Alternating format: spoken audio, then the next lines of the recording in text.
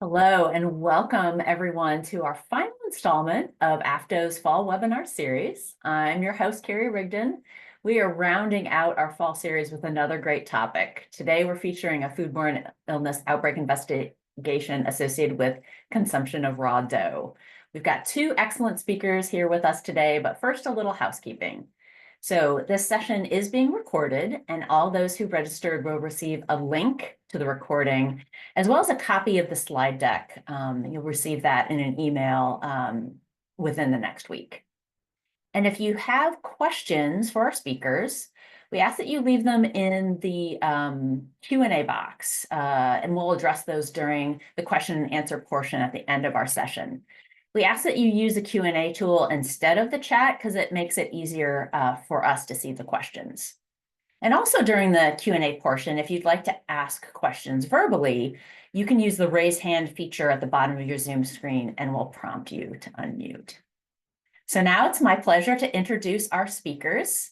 Wayman Mile Tellier is a foodborne and enteric disease epidemiologist at the Washington State Department of Health and with the Washington Integrated Food Safety Center of Excellence.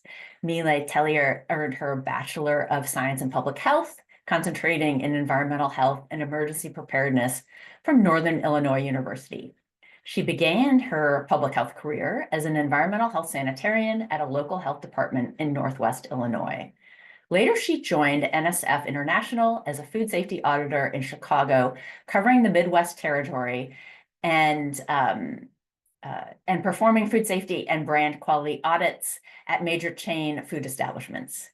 She furthered her education by earning her Master of Public Health with Epidemiology and Health Education and Promotion certifications from Benedictine University.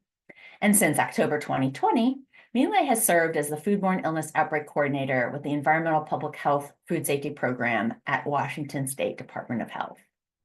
Joining Mile is Noelle Hatley. Noelle is a foodborne and enteric disease epidemiologist at the Washington State Department of Health and also with the Washington Integrated Food Safety Center of Excellence. Noelle earned her Bachelor of Science in Health Science from Boston University and her Master of Public Health in Epidemiology from Emory University. She worked at Public Health Seattle and King County for 6 years, both as a disease investigator and epidemiologist focusing on foodborne illness complaints, enteric disease surveillance, and outbreak investigations. Since November 2022, Noelle has served as an epidemiologist and coordinator for a student interviewing team with the Foodborne and Enteric Disease Epidemiology Program at the Washington State Department of Health. So now I'd like to turn it over to Mile and Noelle. Thank you for that. Welcome, everyone. Good morning and also good afternoon to those who are probably on the East Coast. Today, we'll be talking about a 2023 outbreak of Salmonellosis associated with the consumption of raw cookie dough. There we go. But quickly, first, a quick overview of Salmonella. Salmonella is an infection that's caused by various strains of this bacteria and is a leading cause of illness, hospitalization, and deaths. It is often contracted through contaminated food, water, or contact with infected individuals or animals. Common sources include undercooked meats, poultry, eggs, cross-contaminated foods with some of those other contaminated items, unpasteurized milk, and those at higher risk of severe illness include infants, children, individuals with weakened immune systems, and those taking certain medications. Getting into our timeline of this outbreak, back in March 27th of 2023, a cluster of 2 cases in Washington was identified through whole genome sequencing, with the first mention of restaurant chain A or Papa Murphy's. Subsequently, on 4/23, 3 cases were reported. So we had 1 additional case report with the second mention of restaurant chain A or Papa Murphy's. This time, they mentioned they had consumed raw cookie dough. Following this, on 4/27, we identified a 4th case. And also at this time, we learned from Oregon that there was a cluster of cases matching our Washington cluster. On May 3rd, our case count increased to 5, with the third mention of Papa Murphy's, again reporting raw cookie dough. So now we have 3 people in Washington reporting Papa Murphy's. 2 of them specifically mention raw cookie dough. By 5:15, there were actually 6 cases in Washington, with 4 cases reporting exposure to Papa Murphy's and 3 cases specifically reporting consuming the raw cookie dough. As a result,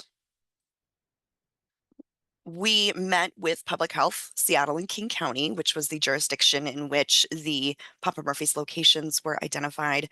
So we met with them and requested sampling of those facilities.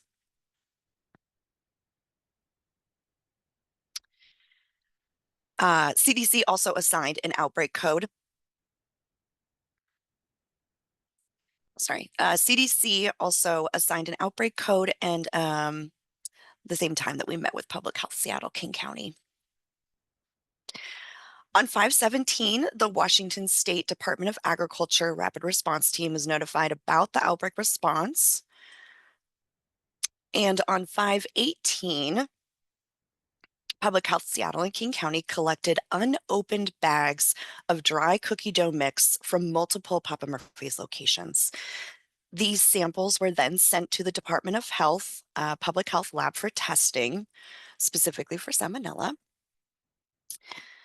Excuse me.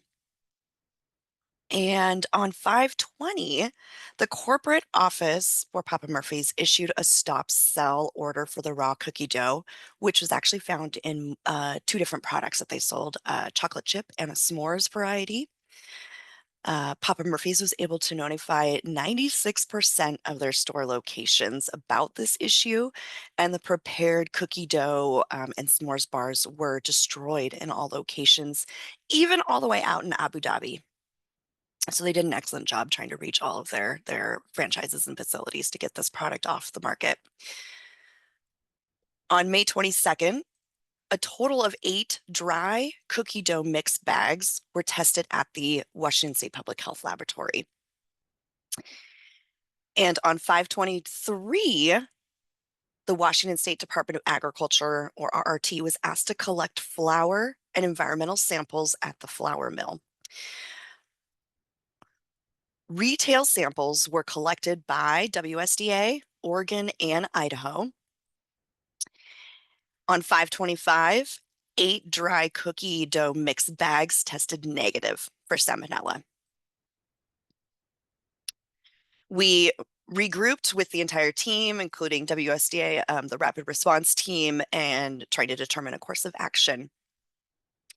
And on 5/30, so May 30th, WSDA began an on-site 3-day inspection at the flour processor in conjunction with FDA investigators.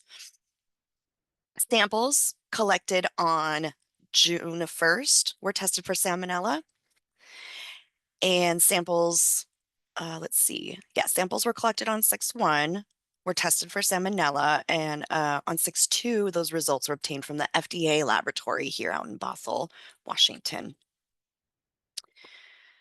And then I'm going to pass it on to Mile to talk about the trace back and go more into the environmental health aspect.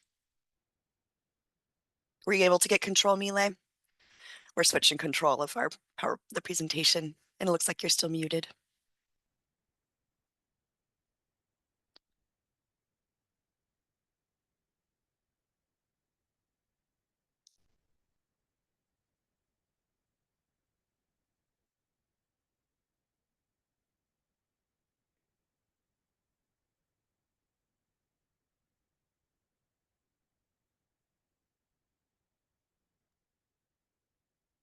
Do you want to? Sorry, let me try There you that go. again. Sorry, I couldn't find my mute button or unmute button. Okay, there we go. Let me try this again.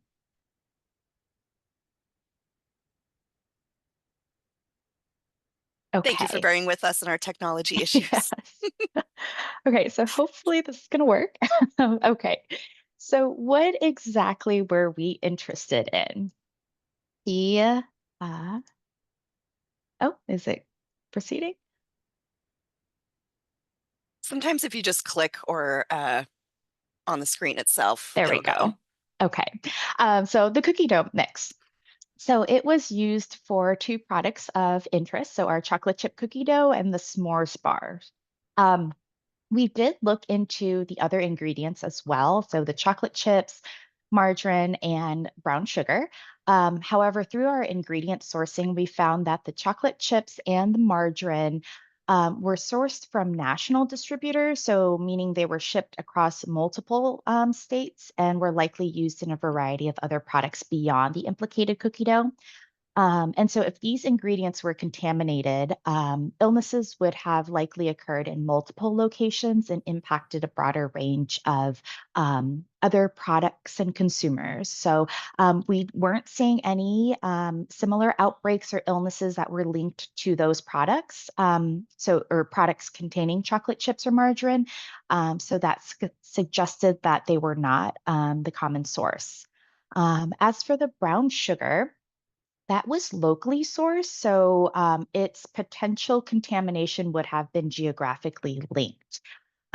This outbreak included cases from multiple states, so it was making it less likely that a regionally sourced ingredient like brown sugar was the common vehicle. So the cookie dough mixes were produced quarterly, and during the investigation, the specific batches identified as potentially linked to the outbreak cases were made back in October of 2022 and January of 2023.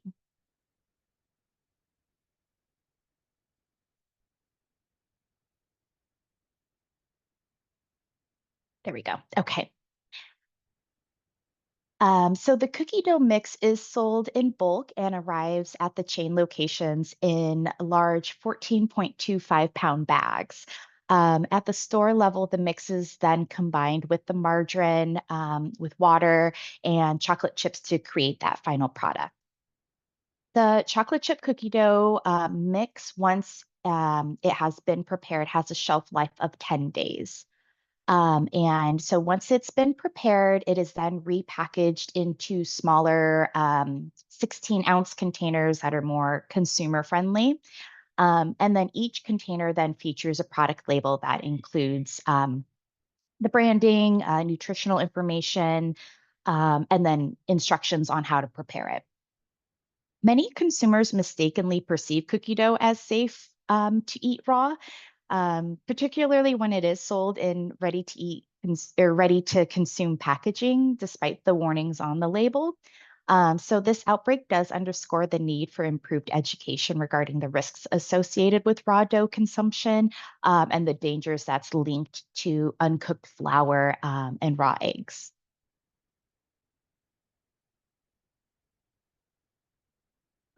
The s'mores bar follows the same process, but then it includes marshmallows and a crisp topping on the dough base. And this is just the picture of what the dessert looks like. So it looks really tasty.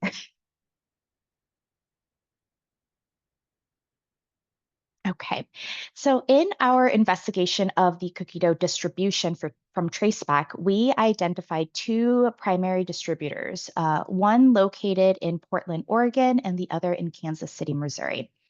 The Portland, Oregon distributor serves a wide range of states, as you see here highlighted in blue on the map. And so the extensive geographic reach of this distributor did raise concern for our investigation team, as any contamination in products from this hub could potentially affect numerous states across the Western US. The Kansas City hub did play a role in the supply chain, but it primarily served locations in the Midwest and Eastern states. And we were not seeing outbreak cases that were linked to this distributor's regions. And so then this allowed investigators to concentrate their efforts on the Portland location. And then regarding the dry dough mix provider, the cookie dough base was produced at a facility in Portland as well, which receives flour from multiple sources. This Portland facility was central to the outbreak as it did supply the dry mix to the implicated stores. And the flour used in the cookie dough mix was processed at mills located in Cheney, Washington, and Spokane, Washington. These mills supplied flour to the Portland facility where the dough base was manufactured.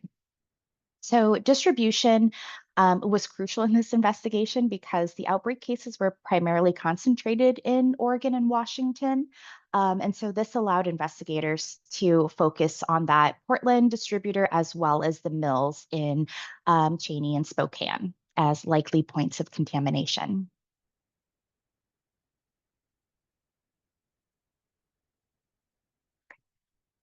So 8 unopened 14-pound bags of cookie dough were collected and sampled from Washington stores. And as Noel mentioned, these samples tested negative for Salmonella enteritidis. So meaning there was no active contamination that was detected in these sampled products. So despite these results, investigators continue to look at the supply chain as negative results in sampling don't necessarily rule out earlier contamination either, right? Um, then on May 30th, WSDA and FDA staff visited the flour mills in Cheney and Spokane. These mills again supplied the flour that was used in the implicated cookie dough products. The visit revealed no significant violations. The mills followed standard cleaning procedures and processing procedures. There were no immediate corrective actions that were required from the visits. One limitation that was discovered during the investigation was that the mill only retained flour lot samples for 30 days. So that made it impossible for us to trace or test specific batches from the October 2022 and January 2023 timeframes of interest for this outbreak. And then during the visit, environmental and flour samples were collected for inspection to test the presence of salmonella. Again, all samples tested negative, so there was no active contamination in the production environment at the time of the inspection. However, in November of 2022, there was a routine environmental monitoring that detected salmonella on a floor surface of a grain elevator. And so, according to the notes, this area was not heavily trafficked and it's actually located away from the finished products and food contact surfaces, product contact surfaces. So it did have minimal direct risk to food safety. But after that positive result, the floor was unsanitized and then 2 subsequent tests returned negative. And so, although the contamination was found in a non-food contact area, this detection highlighted the potential for environmental pathogens to spread within the facility. So it does emphasize the need for rigorous cleaning protocols and just ongoing monitoring just to mitigate those risks effectively. And then during the investigation, the corporate chain shared having a flour bag from one of the suspected lots that was used in their test kitchen that they ended up testing and using for promotional purposes. And so the FDA conducted testing on this bag, and the results also came back negative. This finding then complicated the investigation, of course, as it eliminated the specific batch as potential source of contamination. And so, even with negative test results, flour did remain a key suspect due to its raw nature and the absence of a kill step. So, it's possible that contamination could have been transient or that it existed in earlier batches that were no longer available for testing.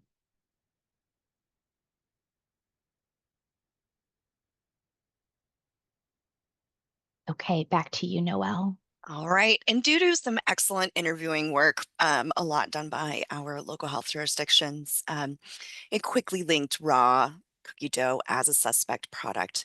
So in this map, this shows the multi-state outbreak, the number of cases that were lab confirmed in each of these states. As you can see, primarily affecting the Pacific Northwest. We do have some outliers, including this case in Missouri.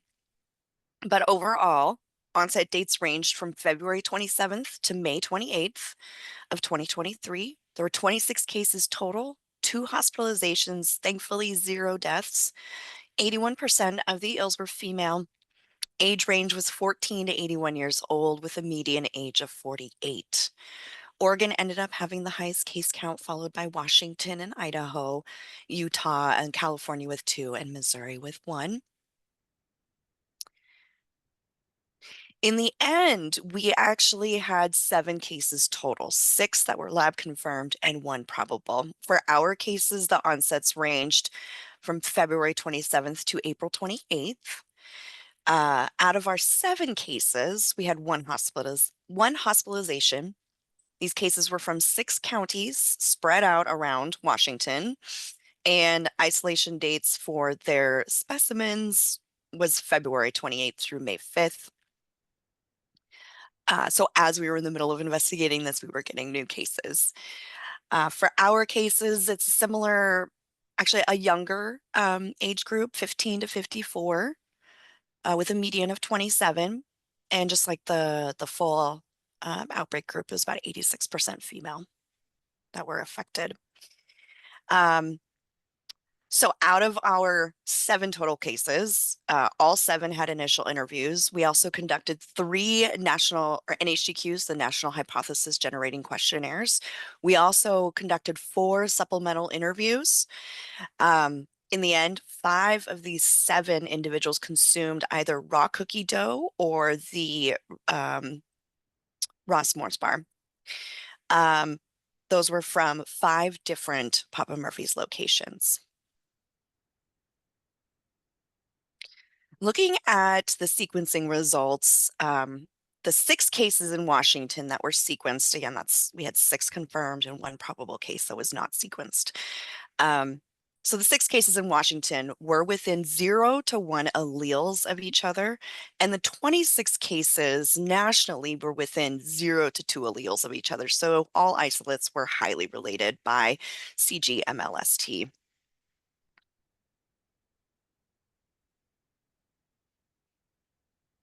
Okay, great.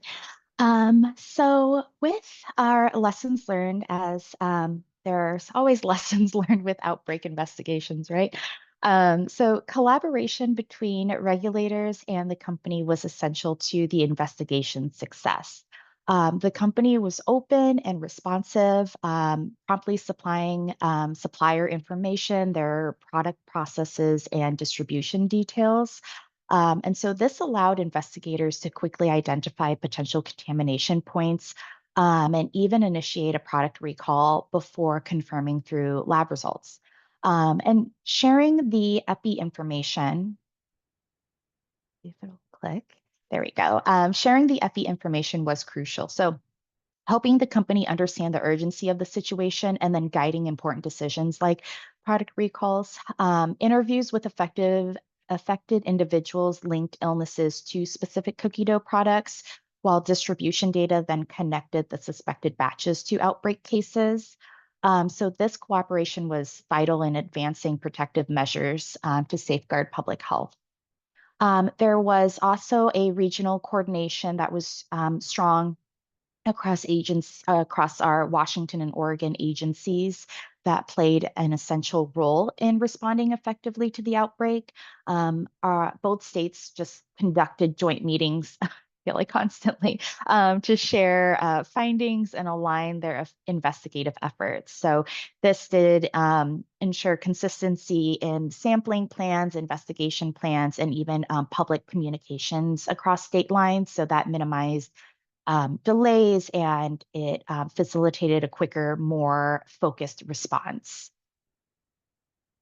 And then establishing a targeted sampling plan before conducting the field visits, and then collecting product samples. investigators were, especially in this outbreak, had to consider the laboratory limitations. I remember seeing in the lab and epi chat of letting the lab know of, hey, we're going out to collect, unopened bags of this flour mix, and they're 14-pound bags. And the lab was like, oh, wow, okay. So it was just funny banter in the chat. So working with the lab partners and just making sure that they have what they need also from the samples to ensure accurate and actionable testing was crucial in this investigation.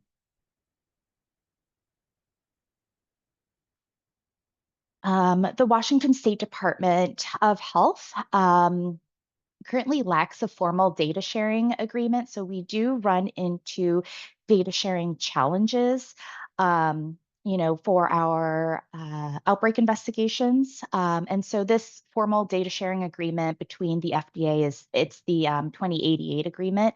And so because we don't have this agreement, it does hinder FDA's ability to share investigation records or findings from their investigations with state agencies like ours who do not have this agreement. Washington's public disclosure laws do aim to promote transparency, so it does impose strict limitations on sharing this confidential data. But these provisions allow the Washington State Department of Agriculture to enter into the data sharing agreement with FDA. And so even though it doesn't extend to us at DOH, which creates a gap on our side between coordination between agencies, it does bridge the gap between our WSDA rapid response team and the FDA. So even with the lack of this data sharing agreement, it does present challenges in response efforts, but again, with the WSDA being an instrumental partner in bridging that gap, they're able to utilize their authority to collaborate directly with the FDA. So then they're able to achieve overall coordination to align all stakeholders in an investigation. And then collaborating with the FDA and WSDA has been a valuable experience, despite these data sharing challenges. The WSDA has played an important role in establishing pathways for data sharing and making sure that essential information is then disseminated to the appropriate stakeholders in a timely manner. And then, of course, FDA's technical expertise and leadership have been crucial in guiding key aspects of investigations and just highlighting the importance of collaboration.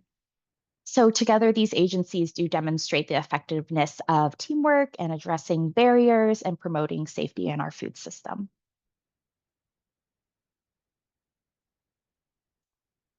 And of course, the prevention message from this outbreak. Following this outbreak, the business had decided to focus on offering ready-to-eat desserts instead of the raw cookie dough. This change aims to reduce the risk of contamination as ready-to-eat products generally are processed with safety measures. So that does include like heat treatment to help eliminate harmful pathogens. While there are considerations for reintroducing this cookie dough in the future, it is important to prioritize consumer education and implement those additional safety steps if they do plan to bring it back. And then improving consumer instructions is an important part of this strategy. So clear, visible warnings on packaging is essential. And messages like bake before consuming should be displayed in larger font and in more noticeable locations. It's shown that consumers sometimes overlook these warnings or do not fully understand the risks of consuming raw dough. So improving labeling, we can help increase awareness and encourage safer practices. The flour industry is conducting risk assessments regarding sugar toxin producing E. coli. particularly after earlier outbreaks like the one in 2009 that was linked to raw flour. And so these assessments examine the contamination risks and explore preventative measures across the supply chain. So findings from this will help inform regulatory changes and hopefully improve industry practices to address the risks associated with raw flour. And then using heat treated flour is one potential prevention method. This is where flour undergoes a process that removes pathogens, but it is currently available and has been used successfully in certain products, but things to consider would be that heat treated flour can be more expensive. So this will affect pricing and may create difficulties for manufacturers, even smaller manufacturers. It may also change the flour properties due to the heat treatment, so that could impact the quality of baked goods. But either way, heat treated flour in high risk products like cookie dough could help reduce the chances of future outbreaks. And then moving forward, combining clear consumer guidance, improved safety measures such as heat treated flour, and then just proactive industry practices will be vital in preventing similar incidents. And so collaboration with our regulators, manufacturers, and the public will be essential in ensuring food safety while also maintaining product quality.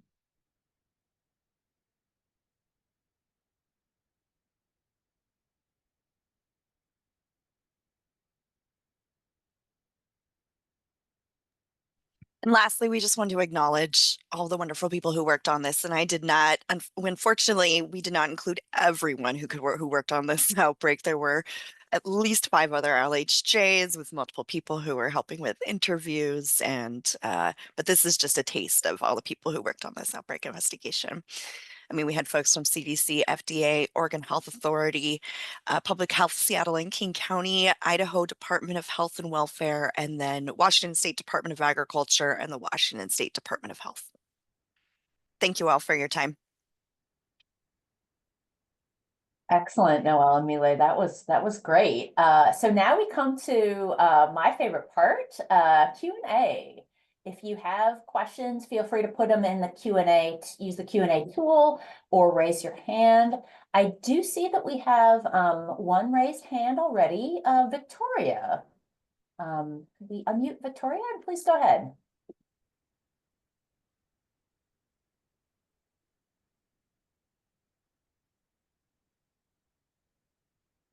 Doesn't look like Victoria's unmuted yet. Oh, you put down your hand. Okay, so maybe that was just accidentally clicking on the raised hand. We do have a couple of questions in the Q&A already about the environmental samples. So first, do you know how many environmental samples were collected from the flour supplier? And then a follow-up to that, you had mentioned there was a positive on a non-food contact surface, I believe a floor. Was that positive serotyped at all?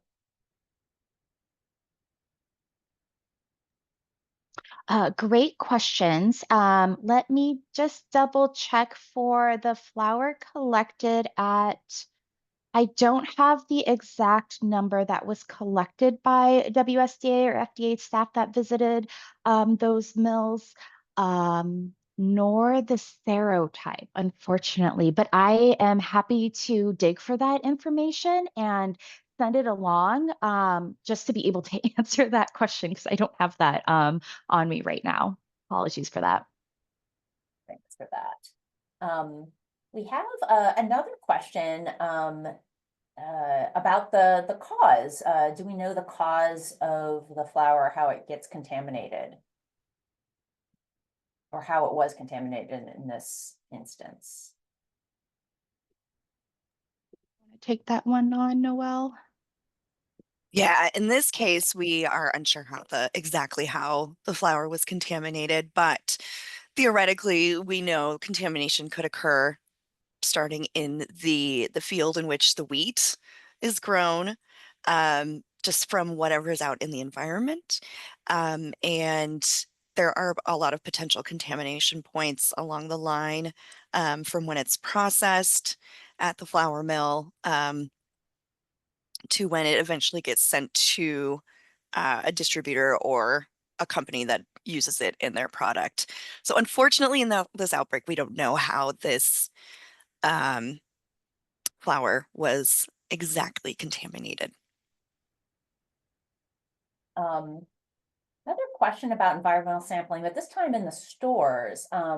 Did you swab or test any of the stores where that mixing of dough happened? Could any contamination happen there? Or there be issues with refrigeration that allowed salmonella to grow? Any information on that in your investigation? Yeah, so we did consider sampling for environmental swabbing at the stores. However, not all of the cases ate or purchased cookie dough from the same store, so that likely then would not have been useful for our time since they did buy from different locations. It's more of a product that's coming in that's common than what a store practice would have been. We did consider it, but we decided to just collect the unopened bags from the stores instead of doing swabbing and such at a particular store. Another question, this is about kind of general heat treating of the flour. Is there any heat treating flour procedures in place that the consumer could use as far as how long the flour has to be heat treated to kill pathogens? That's a really good question. I believe there might be, I mean, Googling, but I believe there might be some information out there on how long to heat treat it for at home. From a personal, I guess, story, I have been looking into trying to find like sensory play for my toddler, and I did run across some information on trying on baking flour before turning it into and I know this we're not eating this, but in case she does end up putting it into her mouth, there I did run into some things along that line of baking your flour before turning it into like a Play-Doh consistency for them. So there is I believe resources out there for consumers not interested in doing sensory play for their toddlers, but just, at home using it. So, Oh, yeah, and actually that reminds me, a few years back, I think there was an outbreak at a Mexican style restaurant where kids were given raw tortilla dough to play with, not to eat, but to kind of play with. And so you're Yep. right, just kind of the hand to mouth yeah, is something yeah. to be aware of. Mhm. Got a couple more questions. Uh, so how did you determine the flour was the source of the contamination if those samples that you took came back negative? Do you want to take that one or do you want me to, Noel? You unmuted it. I was going to let you do it. Oh, okay. I mean, I do know that when we get negatives from either environmental samples, food samples, or ingredient samples, the negative could be for a number of reasons. It could be that we just didn't sample the right area. We just didn't collect the right samples to find the organism. Something could have happened during transport from when we sampled or picked up the materials for testing and disturbing, like say we did find it in, but disturbing where the salmonella could have been. Maybe it died en route to the lab. That's always a possibility. So whenever we get negatives, it doesn't completely rule out that product or ingredient as a source. It just typically means we did not swab or collect the right samples. Um, Mila, did you want to add to that? Yeah, no, that was basically what I was going to say too, and that, the products that the consumers had, are, of course, are different than the products that we ended up testing because it's later on down in the timeline. And so the Yeah. potential contaminant may not have been in the products that, or were well, because they were negative, they weren't in the products that we tested, but may have been in the products that caused those illnesses. So we weren't able to link them together, unfortunately, but the epi data showing the reporting of consuming this was there to back that up. So I also do want to mention that all the ingredients for the cookie dough and the raw or the cookie dough and the s'mores bars, all the ingredients except for the flour had gone under some sort of heat treatment. The um the chocolate chips, the semi-sweet chocolate chips during their processing had been, heat treated, obviously, because they've also been melted. But and the chocolate margarine, chips and the margarine, those brown had all sugar. gone through some sort of a heating process that would, we hope, kill any any active organisms. And the flour was the only thing that had not been heat treated. And so it was the same product going from the field all the way straight to the container for the raw cookie dough. Got it. And that kind of just touches on another kind of question clarification that Mhm. basically an investigation showed that contamination likely occurred prior to uh, uh, you know, prior to the Like mixing. things. But do you have any indication to determine whether that occurred prior to delivery at the actual flour mills? Do you have any information on that? Unfortunately, we don't. That's another thing that we cannot determine from this investigation is where that contamination occurred. Did it occur before it arrived at the mill, or was it at the mill? Or even, I don't think it was after it left the mill, but we are not sure. There's a possibility that it could have been contaminated all the way back to where it was grown. I do know, I believe that this flour mill, correct me if I'm wrong, Miele, but it was uh, the grains were brought directly from the farms to this flour mill. So there wasn't another stop off point between the farm and this flour mill. Yeah, that's how I understood it as well. And that there were multiple sources um, coming Yes, into multiple that farms. flour, yeah, multiple farms coming into that flour mill. And so it was hard to determine the path from even before the flour mill Yeah. itself. Yeah, especially when their lot samples, they only hold them for 30 days. And then, so it does go quickly. And with it being a lot of sources, it was hard to parse out exactly what happened even before the mill. I know, and this is one of those outbreaks where when we were getting cases, they were being tested, and then we were finding they were matching by sequencing. Sometimes they would have mentioned Papa Murphy's on their interview, but a lot of times they didn't on the initial interview. They didn't think about it. Um, and also, since the cases came in kind of a trickle over several months, I almost wish that all the cases kind of came in really close together early on, because then we maybe would have been able to get samples that were positive, because it might still have been available at the mill or even at some of the Papa Murphy's locations. But so it is. Um, and we have a question in the chat is more kind of getting to preventative. So the question is, a food code does not currently have a minimum cooking temp for products with raw flour. Have you heard of any consideration for adding that minimum cooking temp into the FDA model food code or any other kind of um, uh, institutionalizing, if you will, that those kind of preventative measures? Any thoughts on that? Yeah, I think that would definitely be a discussion point moving forward in trying to get that in the code or some type of guidance out there that's more resourceful.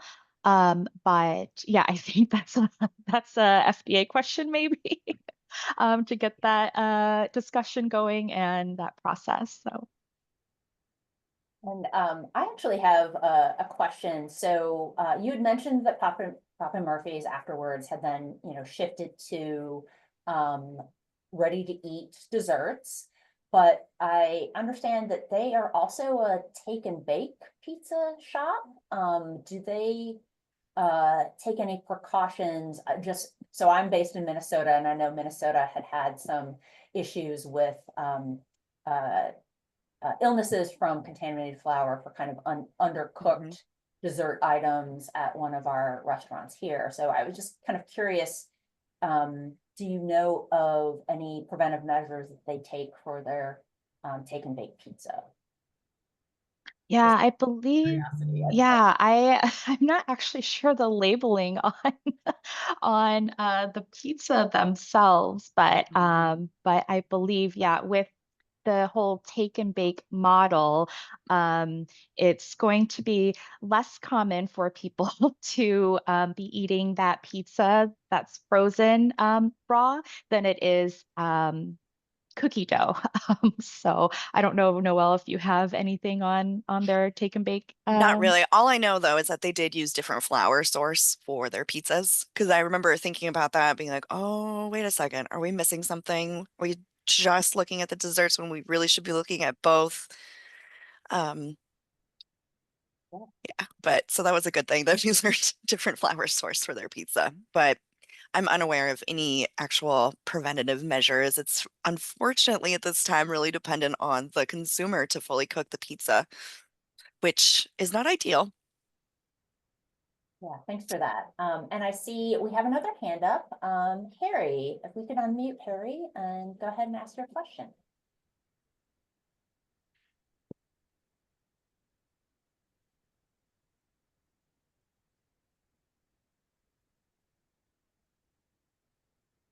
And I don't know, Harry, if you need to unmute yourself.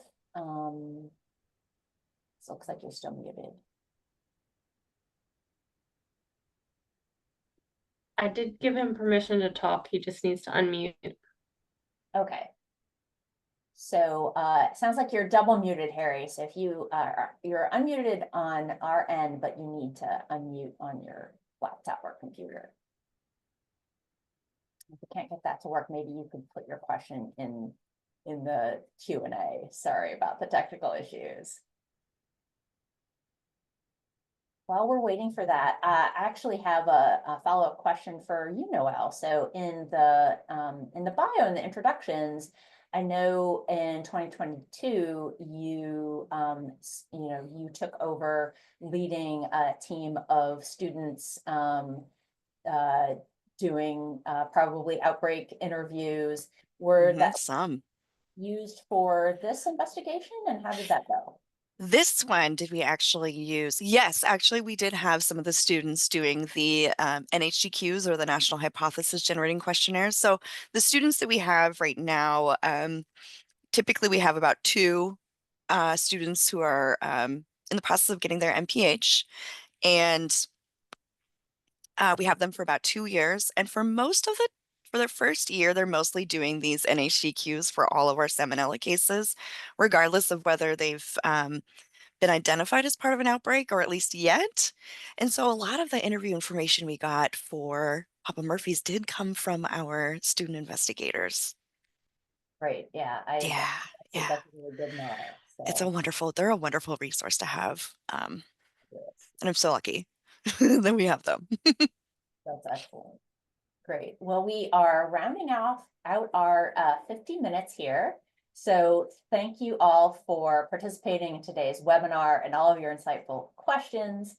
Please look for a post-webinar email. So as you see, this is being recorded.